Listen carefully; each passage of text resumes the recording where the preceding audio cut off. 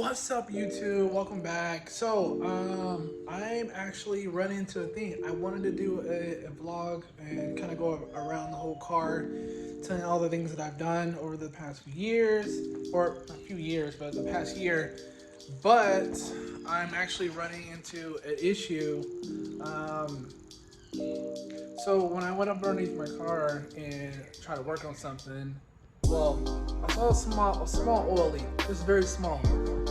So when I went underneath the car and tried to figure out what it is, and I found the culprit. So it's my oil pressure sensor or switch.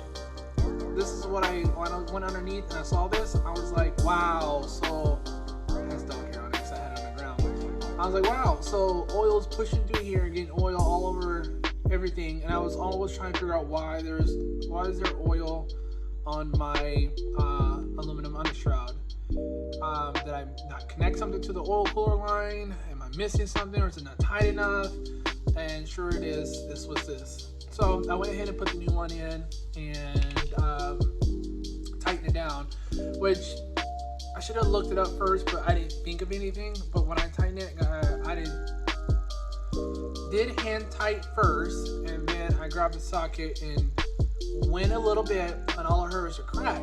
Didn't think much of it. I was like, oh, okay, it's probably in there snug. I don't know why. I just didn't think of it at the moment. I was just excited, knowing what the problem was, to fix it. Moments later, I took the car down, drove it about 36 miles, and then got back home. Noticed like a small spot in the garage on the floor. It was more oil, so I was like, okay.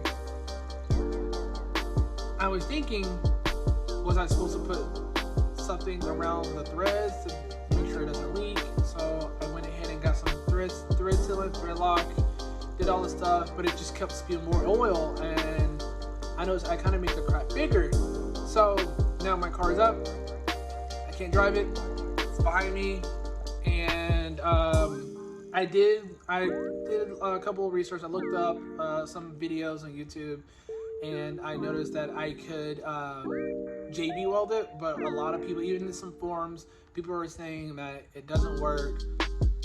I don't know. I haven't turned on the car. I did do a little JB weld, but I haven't turned on the car because I'm a little nervous.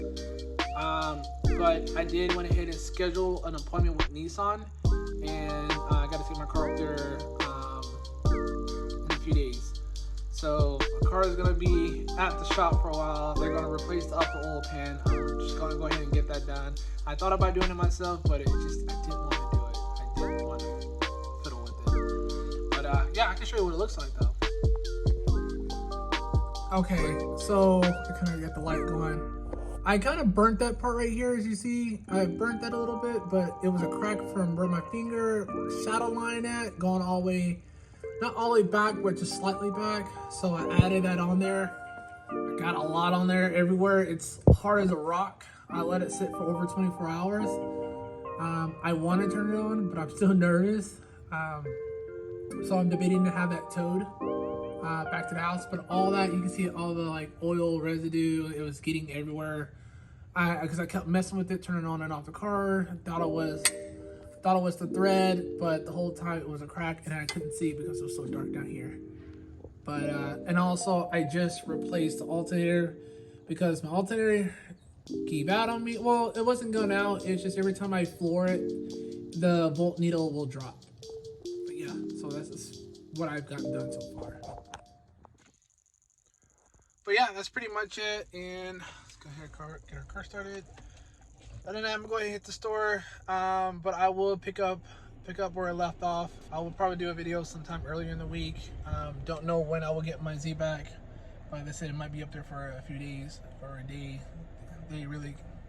I don't know how busy they are. I don't know, but hopefully soon I'll get my car back because I just actually fixed my exhaust leak. But all right, guys, till next time.